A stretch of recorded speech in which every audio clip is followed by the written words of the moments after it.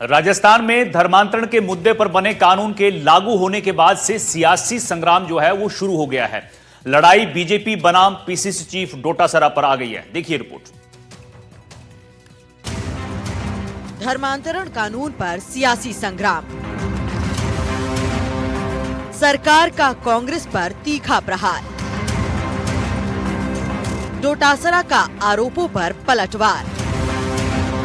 धर्मांतरण बिल को लेकर राजस्थान में सियासत उबाल पर है। जब से बिल पास हुआ है और कानूनी रूप लिया है, कांग्रेस और सरकार एक दूसरे पर निशाना साधने का मौका नहीं छोड़ रहे। एक पक्ष इस कानून के फायदे गिनाता है और धर्म परिवर्तन को रोकने की दिशा में कड़ा कदम करार दे रहा है। वहीं दूसरा पक्ष इसके उलट इसे एक समुदाय विशेष के खिलाफ पक्षपात पूर्ण रवैये से जोड़कर देख रहा है। भजनलाल सरकार में कैबिनेट मंत्री जोगाराम पटेल ने कांग्रेस प्रदेशाध्यक्ष गोविंद सिंह डोटासरा पर तीखा हमला बोला है। उन्होंने आरोप लगाया है कि कांग्रेस सरकार के समय धर्मांतरण को राजनीतिक संरक्षण दिया जाता था और डोटासरा जैसे नेता ऐसे अपराधों में लिप्त लोगों को आश्रय देते थे। कुछ विपक्षी साथी अपनी मानसिक जो उनकी बनी हुई है पुरानी, और इसी वजह से इस धर्मांतरण कानून के विरुद्ध अर्धगलत बयान दे रहे हैं और धर्मांतरण विरोधी कानून के संबंध में जिन शब्दावली का वह प्रयोग कर रहे हैं या आम जन को भड़का रहे हैं, वह पूर्ण रूप से निंदनीय है। वहीं जल संसाधन मंत्री सुरेश रावत ने भी कांग्रेस को घेरा और कहा कि जब जब प्रदेश में कांग्रेस की सरकार रही तब धर्मांतरण के मामले बढ़े हैं। विधानसभा लक्ष्मणगढ़ के अंदर एक मुस्लिम युवक नेछवा थाने के पोटादा गांव की एक दलित लड़की को बेला फुसलाकर भगा ले गया।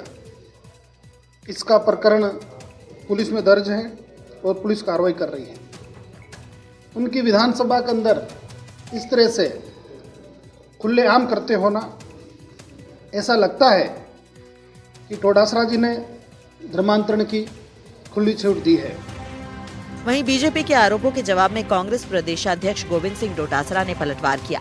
उन्होंने कहा कि अंता उपचुनाव में हार के बाद बीजेपी बौखला गई है। असल मुद्दों से ध्यान हटाने के लिए हिंदू मुस्लिम का माहौल बनाना चाह रही है। तो जब मुख्यमंत्री ये कह रहे थे, इनके मंत्री ये कह रहे थे कि ये 2 साल के काम की परीक्षा होगी और इसमें हम सफल होते हैं तो हम 2 साल में अच्छा काम किया है, तो हमने उस चैलेंज को स्वीकार किया था। अब वो 2 साल का उनका फेलियर जनता ने साबित कर दिया कि ये फेल है, कुछ कर नहीं पाए। तो अब दूसरे इस तरीके के मनगढ़ंत मुद्दे ला करके और कोसने का काम कर रहे हैं। गोविंद डोटासरा तो उनका प्रिय सब्जेक्ट है। दरअसल राजस्थान में धर्मांतरण रोधी कानून लागू होने के बाद से सियासी जंग जारी है। बीजेपी के कई मंत्री पिछले कई दिनों से लगातार कांग्रेस प्रदेशाध्यक्ष पर आरोप लगा रहे हैं।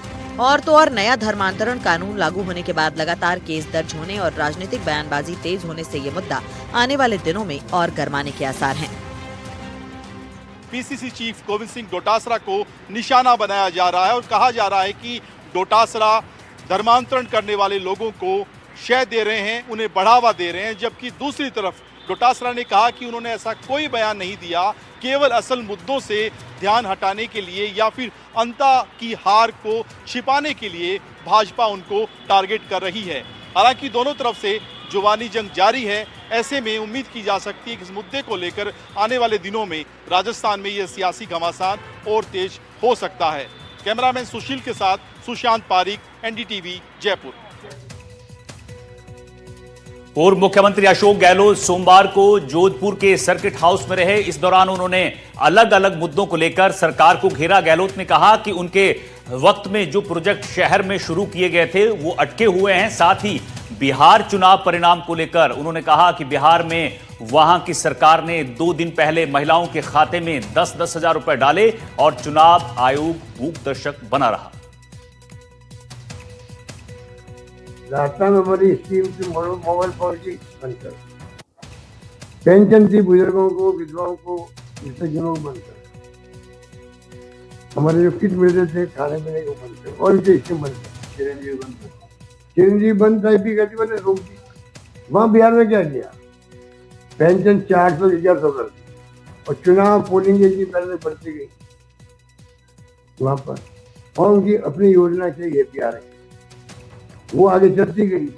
10,000 रुपए मतलब एक महिला के खाते में आप डीबीटी कर रहे हैं। चुनाव चलते मैंने चुनाव कैंपेन चलता कर रहे हो आप, 2 दिन बाद चुनाव है और 10,000 रुपये जा रहे मुझे डीबीटी के अंदर। तो आप बताइए कि चुनाव आयोग का क्या वो क्यों मुख दर्शक रहा, तो क्यों नहीं लगा?